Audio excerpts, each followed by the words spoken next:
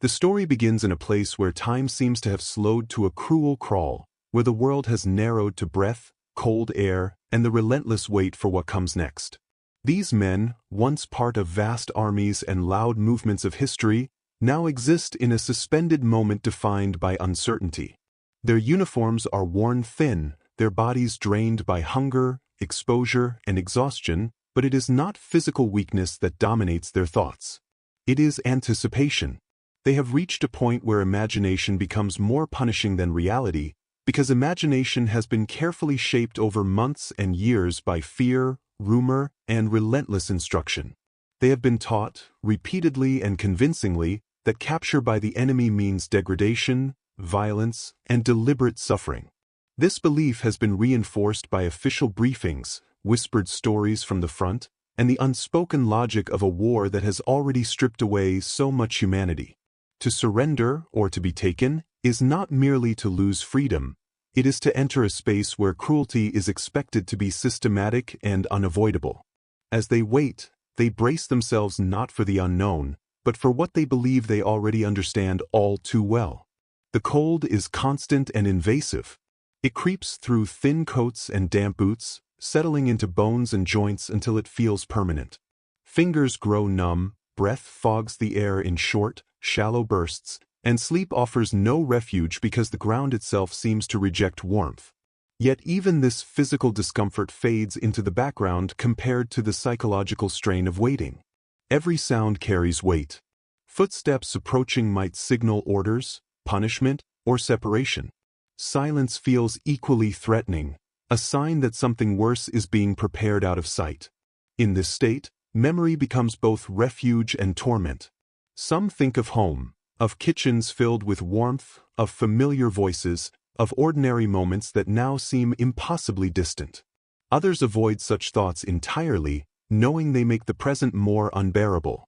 Many replay the final moments before capture, the confusion, the collapse of lines, the realization that survival now depends not on strength or bravery, but on the mercy of strangers. These recollections loop endlessly, offering no resolution, only reinforcement of the belief that the worst is still ahead. What defines this moment most sharply is the loss of agency. As soldiers, they were trained to act, to move, to obey orders that gave structure to chaos.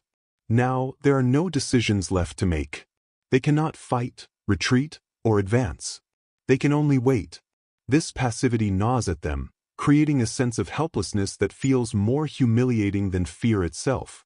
Their fate rests entirely in the hands of people they have been conditioned to see as ruthless and vindictive. The waiting becomes a psychological trial, one that strips away layers of identity. Ranks and roles lose meaning when survival is uncertain.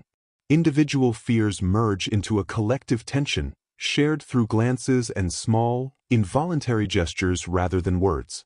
Conversation, when it happens at all, is sparse and cautious. No one wants to articulate their expectations aloud, as if naming them might make them inevitable. Instead, fear circulates silently, reinforced by mutual understanding. Underlying everything is the assumption that suffering is not just likely, but deserved. Many carry an unspoken belief that capture is a form of moral failure, a consequence of weakness or miscalculation. This belief has been subtly cultivated by the same systems that sent them into battle, framing endurance and sacrifice as virtues while quietly preparing them to accept punishment if they fall short. In this way, fear intertwines with guilt, creating a heavy internal burden that amplifies the dread of what is to come. The environment itself seems complicit in their anxiety. Stark landscapes, stripped of color and comfort, mirror their internal desolation. There is no sense of shelter or transition, only exposure. Even the sky feels distant and indifferent, offering no signs, no reassurance. Time stretches unevenly, with minutes dragging endlessly and hours collapsing into indistinct blurs. The future feels compressed into a single looming event, the moment when waiting ends and reality asserts itself. In this mental state, cruelty is imagined in meticulous detail. Some envision beatings, others starvation, forced labor, or public humiliation. These expectations are not abstract. They are vivid, rehearsed repeatedly as a form of grim preparation. If pain is inevitable, then perhaps imagining it in advance will dull its impact. This coping mechanism, however, only deepens the sense of dread, trapping them in a cycle where fear feeds on itself. Yet beneath the fear lies something quieter and more fragile, the instinct to survive. It persists even when hope feels irrational. It shows itself in small acts, adjusting a torn sleeve, conserving energy, sharing a look of reassurance. These gestures are not optimistic. They are practical, almost mechanical. Survival here is not about believing in a better outcome, but about enduring long enough to see what actually happens. This chapter of the story is defined not by violence or dramatic confrontation, but by the psychological landscape of anticipation. It captures a moment when human beings are reduced to their most vulnerable state, stripped of certainty and control, yet still conscious, still aware, still capable of fear. The war, vast and impersonal, has narrowed to a single point in time where everything depends on how the enemy chooses to act. What makes this moment so powerful is that nothing has happened yet. The shock, the reversal, the moral complexity that will define what comes next are still unseen. All that exists now is expectation, cold, heavy, and suffocating. It is the calm before a revelation, though the men waiting cannot know that. To them, this pause is not a prelude to surprise, but the final stretch before suffering begins. And in that belief, they wait, bracing themselves for pain that feels as certain as the cold pressing in from all sides. What comes next does not arrive with force or spectacle, but with a quiet dissonance that unsettles everyone who experiences it. After the long stretch of waiting, after bracing themselves for violence, the first interactions feel strangely restrained. Orders are given, but without shouting. Movements are directed, but without blows. The men notice this immediately, not because it comforts them, but because it does not fit the shape of what they were expecting. Their bodies remain tense, prepared for sudden punishment, yet the punishment does not come. At first, they assume this calm is temporary, a deceptive pause before something harsher begins. They have been warned that enemies can be manipulative, that kindness can be a tactic used to weaken resistance before cruelty is imposed. So they do not relax. They watch closely. Every gesture is analyzed for hidden intent. When they are moved from one place to another without being struck, when commands are enforced without insult, suspicion deepens rather than fades. This restraint feels unnatural within the logic of total war. The most disorienting aspect is the absence of humiliation. They are handled as prisoners, not as trophies or objects of contempt. Procedures are methodical, even bureaucratic, as if these men are being processed rather than punished.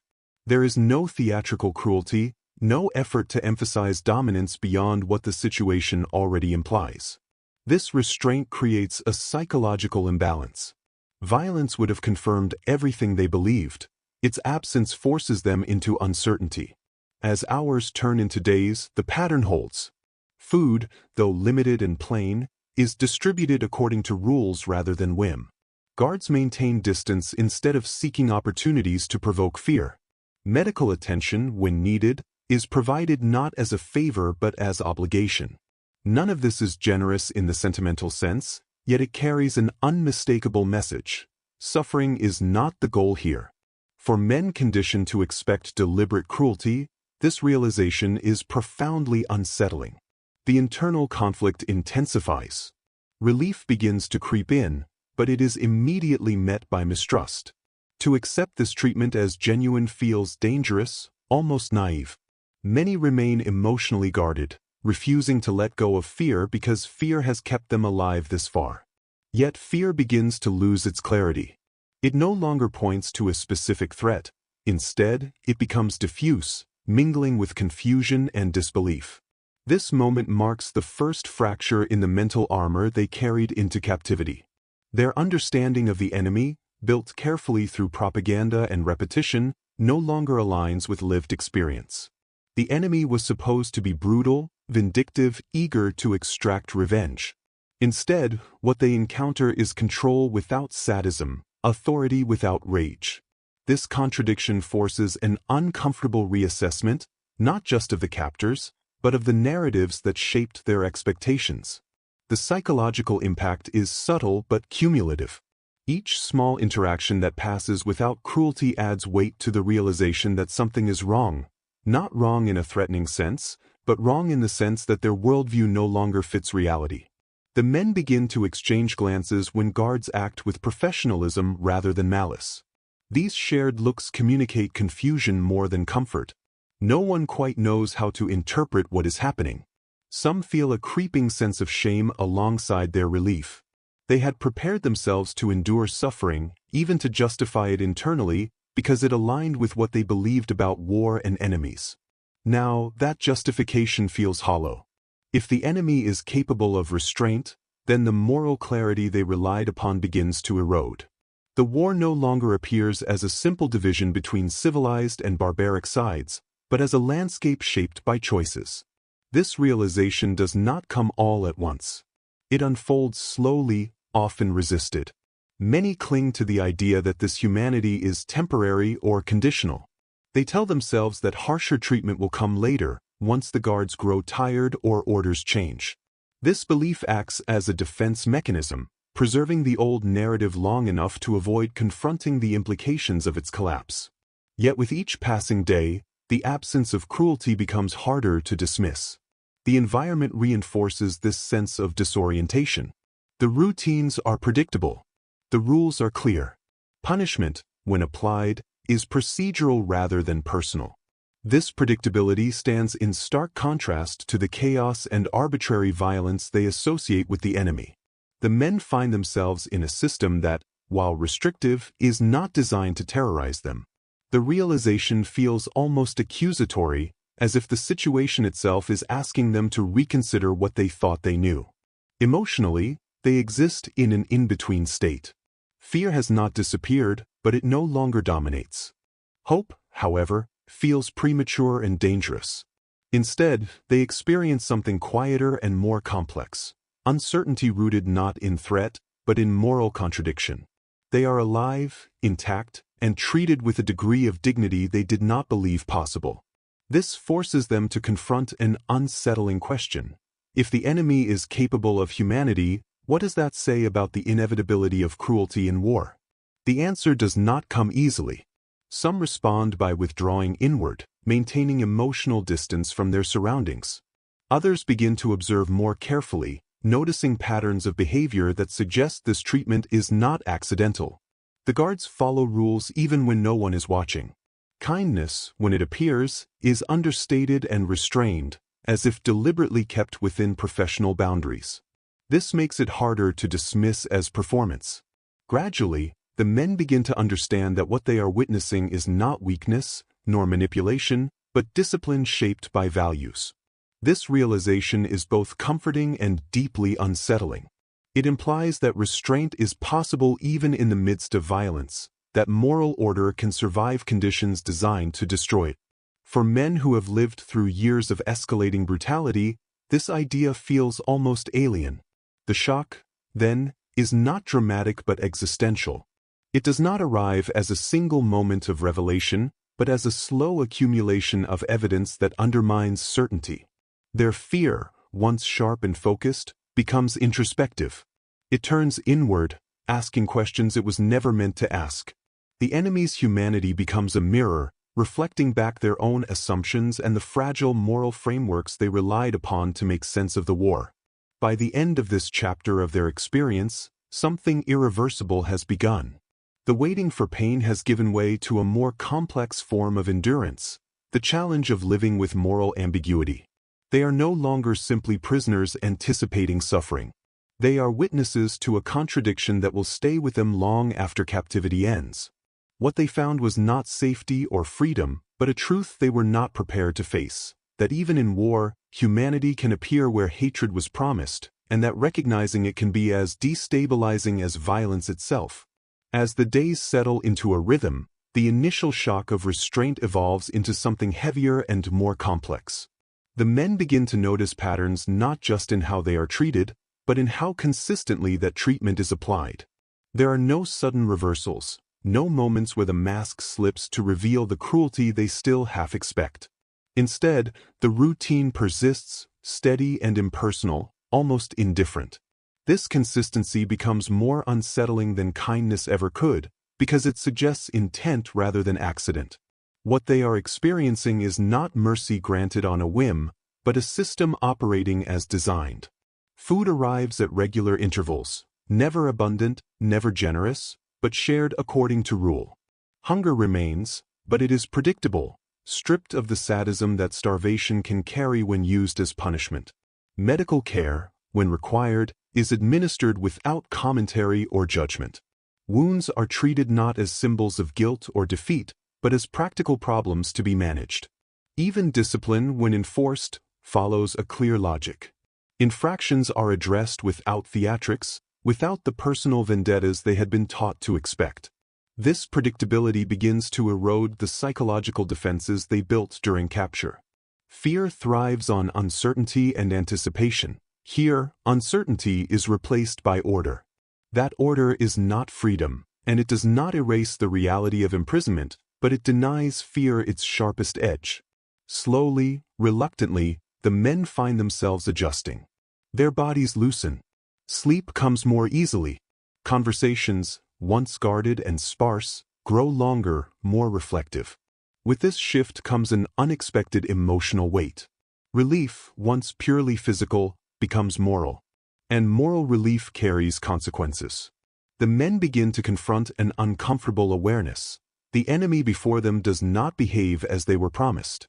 This realization does not inspire gratitude so much as introspection. If their captors are capable of restraint, then the narratives that justified hatred begin to unravel. For many, this is deeply destabilizing. They had relied on a simplified vision of the world to survive combat, one that divided humanity into opposing moral camps. That division made violence bearable. It allowed them to believe that suffering inflicted upon the enemy was not only necessary, but righteous. Now, that moral clarity falters. The enemy's humanity does not excuse the war, but it complicates it in ways they are ill-prepared to process. The men begin to recognize that they are not being treated as symbols or representatives of an ideology, but as individuals temporarily removed from the battlefield. This distinction is subtle but profound. It strips away the abstraction that made total war possible. In its place emerges a quieter truth, that systems, even in war, are built by people making choices. The restraint they experience is not inevitable, it is chosen. This realization carries a quiet accusation. If restraint is possible here, why was it not possible elsewhere? The question lingers unspoken, heavy with implication. Some suppress it immediately, unwilling to confront where it might lead. Others dwell on it late at night, replaying moments from the front with new eyes. The war begins to feel less like a force of nature and more like a series of human decisions, each carrying moral weight. Shame begins to surface, not as a dramatic confession but as a low, persistent discomfort. It arises in moments of comparison, between what they expected and what they see, between what they were told and what is happening. This shame is not uniform. Some feel it acutely, others resist it entirely. But it spreads quietly through the group, reshaping how they speak about the past. The enemy's restraint becomes a mirror in which they see their own assumptions reflected back at them. The cruelty they feared now appears, in hindsight, as something they had internalized so deeply that it felt inevitable.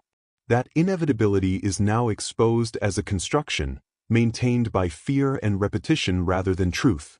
This does not absolve them of responsibility, but it reframes it in unsettling ways. As time passes, the men begin to observe their captors more closely, no longer purely out of fear but out of curiosity.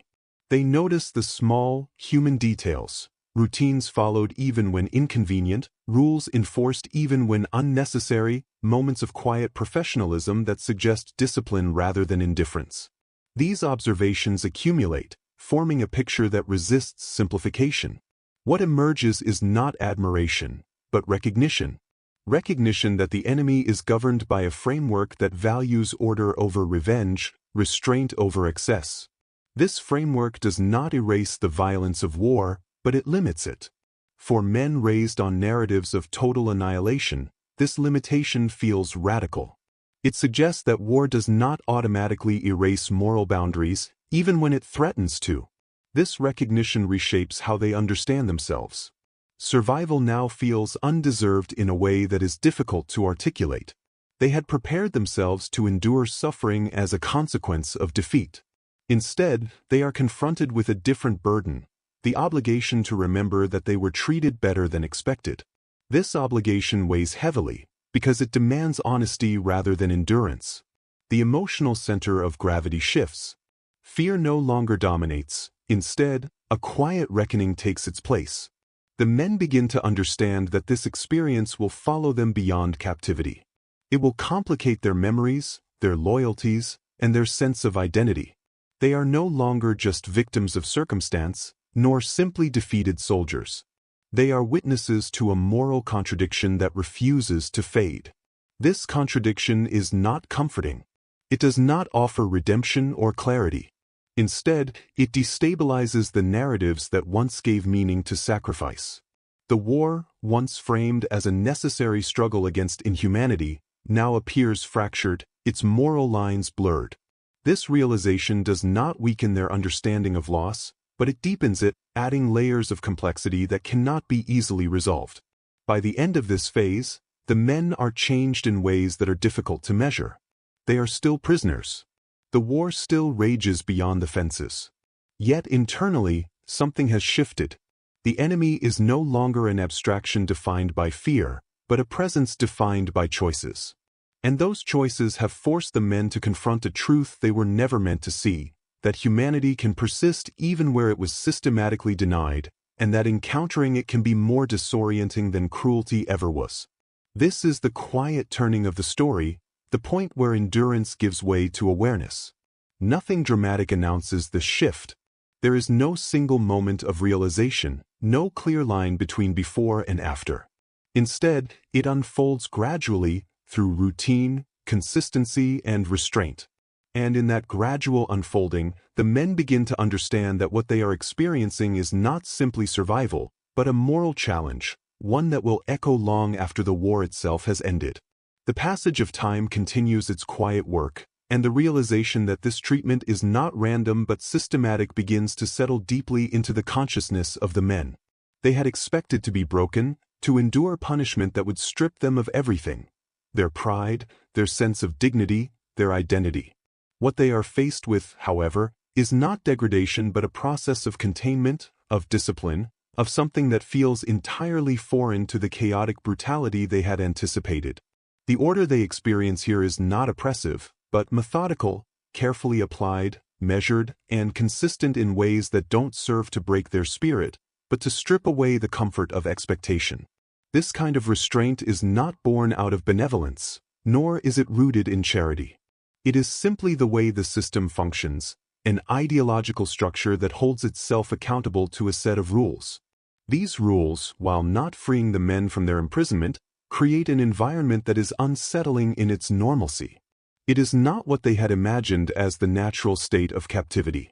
There is no savage guard, no uncontrolled violence, no unrestrained power to lash out at those who are at their mercy. Instead, the captors, though armed and in charge, seem almost detached in their duty, more like functionaries than avengers. And in this detachment, the men are forced to reassess the nature of their captivity. The role of the enemy has always been simple in their minds. They are either monstrous or benevolent, and these categories allow them to navigate the emotional turmoil of war with the clarity that comes from a black and white worldview. But now that clarity begins to fade. The enemy here is neither demon nor saint. It is simply human, acting with restraint and discipline in ways that force a more nuanced reading of the world. This is not a compassion based on sympathy. It is a deliberate choice to maintain order even in the midst of a system built on violence and destruction. The men have seen this order before, in the way that a machine works: cold, impersonal, but functional. This system does not operate on feelings, nor does it depend on passion. It is an expression of an underlying principle that values consistency and predictability above all else.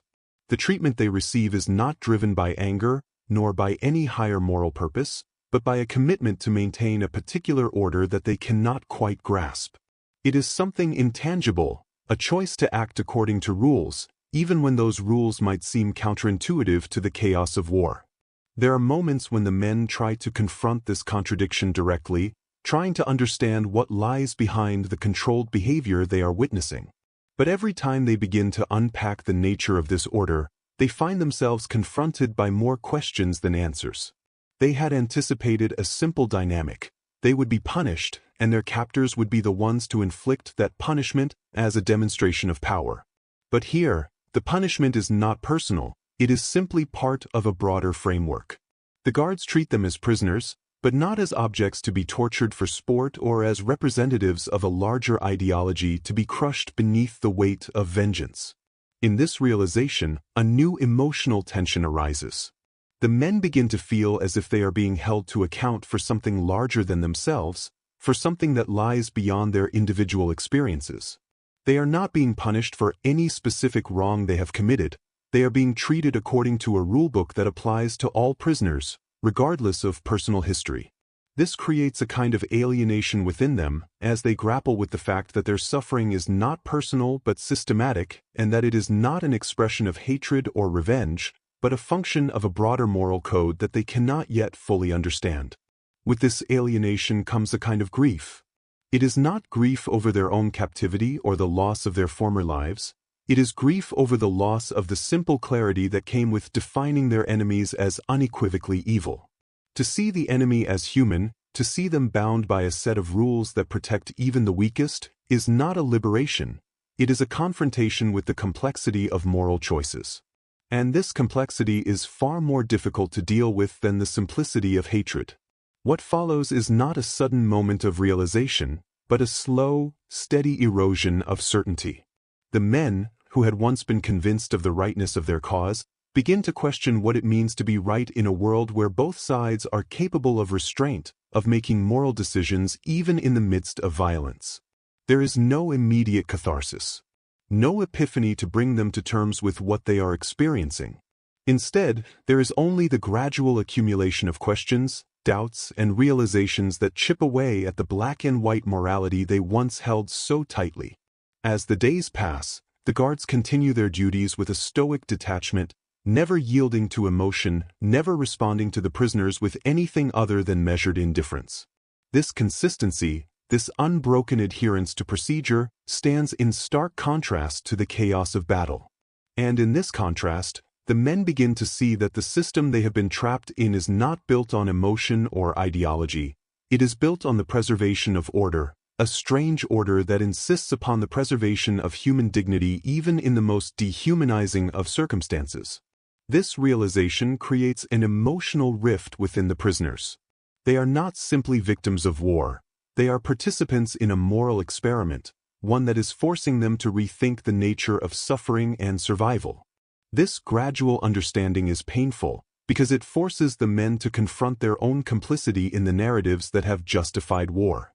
They begin to realize that the enemy they are facing is not monstrous by nature, but shaped by a system of beliefs, choices, and rules. And within that realization, they feel a quiet sense of shame. Shame not because they are being treated with respect, but because that respect reveals the inadequacy of the stories they have told themselves about who is good and who is evil. The lines between victim and perpetrator, hero and villain, begin to blur in ways that make them uncomfortable. They are no longer simply soldiers. They are human beings caught in a system that demands something more than simple obedience or defiance. The men begin to talk, but not of escape or revenge. Instead, their conversations turn inward.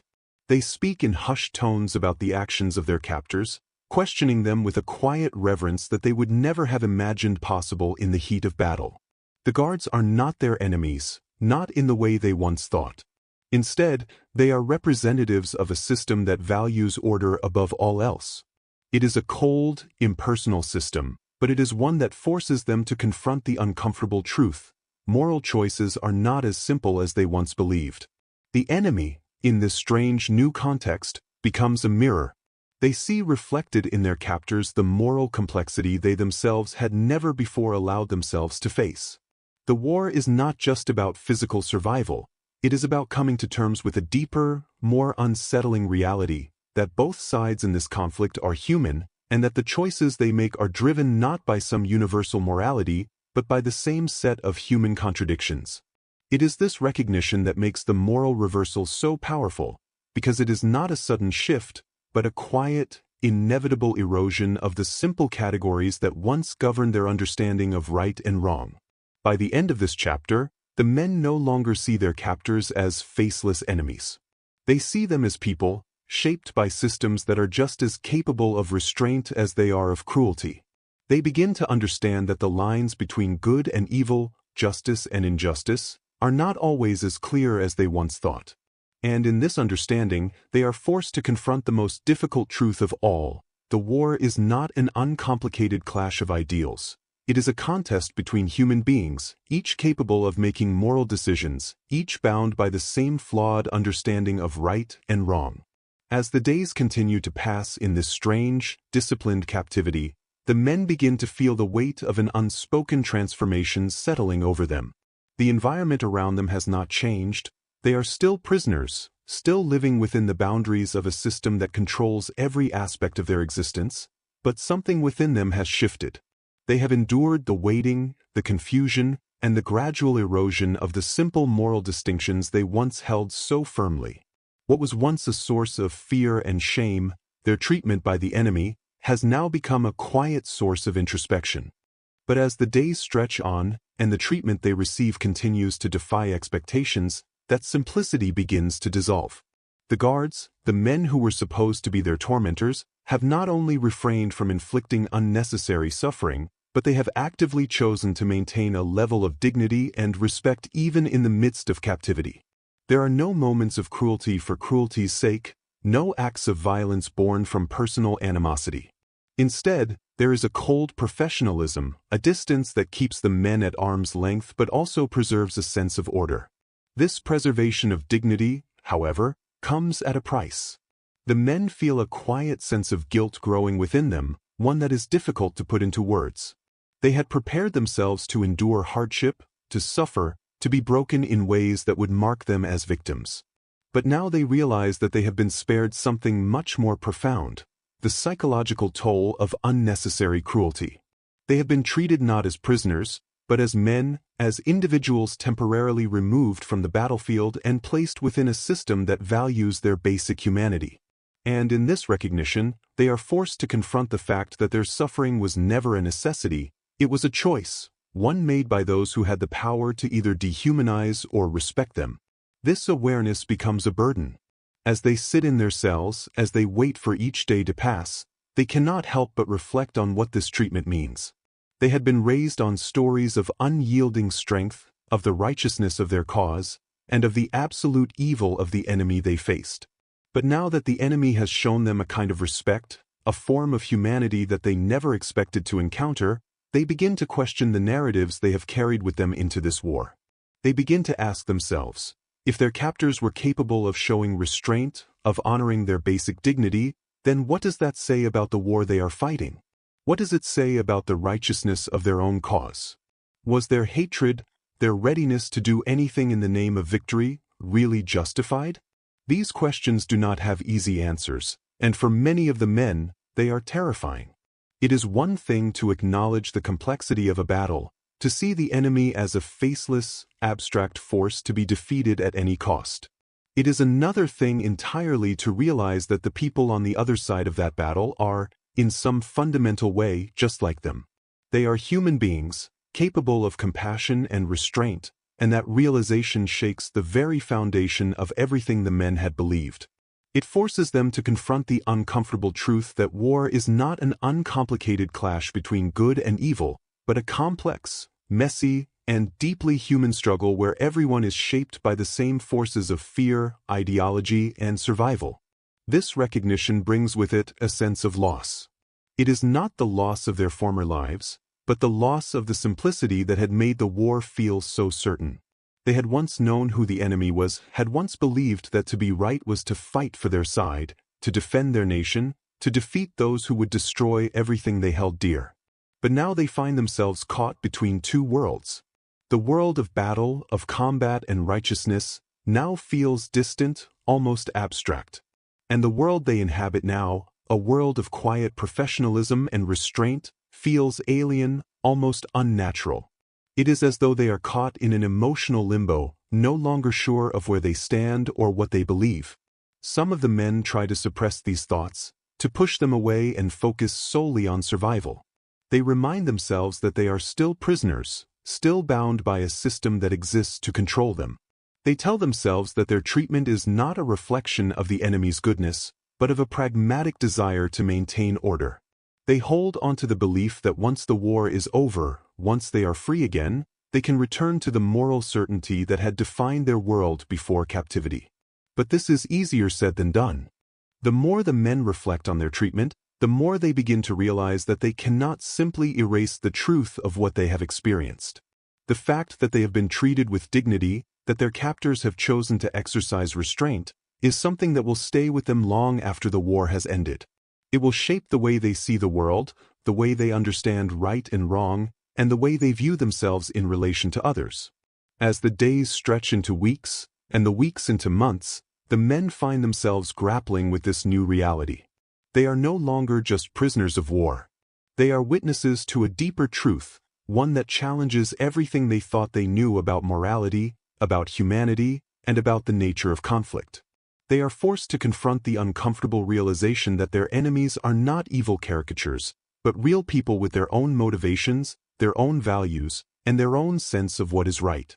This understanding does not offer easy answers. It does not erase the pain, the loss, or the sacrifice they have experienced. But it does offer something more profound, a sense of moral complexity that cannot be neatly categorized or dismissed. And as the men begin to accept this complexity, they find themselves changed in ways they do not fully understand. They begin to question their own role in the war, their own responsibility for the violence that has been inflicted on all sides, and the true cost of survival. By the end of this chapter, the men are not fully at peace. They are still prisoners, still waiting for the end of the war. But something has shifted within them. They are no longer the same people who entered captivity. The process of being treated with unexpected humanity, of being forced to confront the complexity of war and morality, has left them with a burden they cannot shake. It is a burden of introspection, of questioning, and of recognition that war is not a simple clash of good and evil, but a tragic, complicated human experience that will continue to shape them long after the fighting ends. And with that recognition comes the quiet understanding that they will never be able to forget the lessons they have learned, no matter how much they might wish to. As the weeks stretch into months, the emotional and psychological effects of captivity begin to take a more profound hold on the men. Initially, they had resisted the unsettling shift in their perception of the enemy, holding on to the belief that this kindness, this strange humanity, was temporary, a tactical ploy that would eventually give way to the cruelty they had been prepared for. But now, as the days blend together in a monotonous routine, they come to understand that what they are experiencing is not an anomaly, but a reflection of a deeper truth, one that disrupts everything they had ever believed about themselves, their cause, and the nature of their enemies. What once seemed like a temporary reprieve has now become an uncomfortable reality that gnaws at them from within. The process of being treated with dignity by an enemy they had been taught to despise does not merely challenge their preconceived notions, it redefines them. They are no longer just prisoners of war. They are witnesses to a moral paradox that questions the very foundation of their worldview. The more they reflect on this, the more it becomes clear that their suffering was never inevitable. It was, in fact, a product of their own beliefs, their own assumptions, and the very ideologies that had driven them to war in the first place.